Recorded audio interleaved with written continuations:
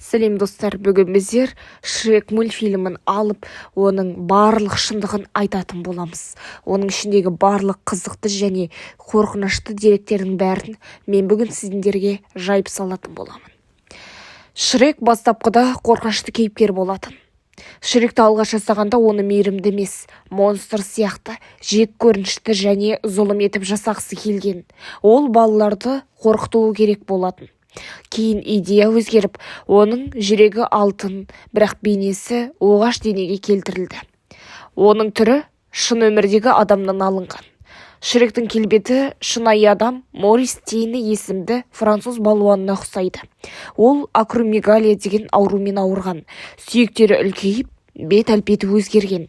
Көпшілік оны монстр деп атайтын, бірақ шындығында ол өте мейірімді адам болған. Яғни Шрек сияқты. Шрек фильмінде жасырын қорқынышты символдар бар. Дулық қаласы. Сыртынан мінсіз, іші тоталитарлық режимді елестетеді. Бет әлпеттер бірдей. Барлығы камерамен бақыланады. Музыкада ми бақылауы секілді естіледі. Бұл 1984 Brave New World секілді нәрселерге жасырын сілтеме деп есептеймін.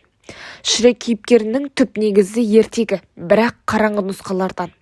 Көп ертегінің диснейлік таза нұсқасы емес, ауру, қанқұйлы нұсқауында енгізілген. Золушка, аяғын кесіп қанға батқан әпкелер, Пиноккио шын мәнінде бала өлтіруі мүмкін деп сипатталады. Принцесса Фиона күндіз сұлулық, түнде құбыжық. Бұл адамның екі жүзді табиғатын көрсетеді.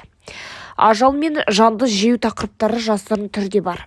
Айдаһар Фаркуаттың күзетшілерін жанды күйінде жеп қояды. Екінші, Фиона Шрекке алғашында «Сен мені өлтіру үшін келдің бе?» деп айтады. Үшінші, аяз мен сиқыр арқылы Шректің адамгершілігі мен құбыжықтығы арасындағы соғыс жиі көрініс табады. Шрек біздің шынайы бетімізді қабылдау туралы. Шрек өз бейнесінен ұялады. Әлем оны құбыжық деп санайды. Бірақ ол ешқашан адам болуға ұмтылмайды. Ол өз шындығын қабылдайды, ал әлемнің ол туралы не ойлайтынына түкіріп қояды. Бұл ішкі азаттық пен өзін-өзі сүю туралы нағыз манифест. Яғни Шрек өзін түрін жаратпайтын және де өзін қабылдамайтын адамдарға арналған нағыз таптырмас кейіпкер. Яғни оның түрі де мінсіз емес, алайда ол ешқашан ол туралы ойламаған. Ал керісінше ол өзін-өзі қабылдап, барынша жақсы жағынан түсінуге тырысты. Шректің есімі ағылшын тіліндегі балағат сөзге өте жақын. Бұл DreamWorks-тың Диснейға жасаған сатирасы болып саналады. Ол биіктік комплексі бар, халықты қорқынышпен басқаратын, идеал сұлулықты мәжбүрлейтін диктатор болып саналады. Фиона қарғыс емес, тұқым қуалайтын қарғыс құрбаны. Көп жанкүйер аңғармайды. Фиона жай ғана сиқырмен қарғалған емес, бұл генетикалық қарғыс. Ол күндіз адам, түнде огр, яғни қанда құбыжықтар жатыр. Теория бойынша оның ата-бабалары огр болған, бірақ оны ханшайым қылу үшін сиқырмен түрін жапқан. Сондықтан Фиона өз табиғатына қайтып келді. Бұл қан сені бәрібір табады деген қорқынышты ой. Қызыл телпек пен қасқыр. Не болды? Дулықтағы ертегі кейіпкері қуғынды алғанда қасқыр апайдың киімін киіп алып жылайды. Бірақ қызыл телпек жоқ. Кей теорияда қасқыр қызыл телпекті шынайы түрде жеп қойған және енді өмір сүруін ұрлап, адамдардан жасырып жүр.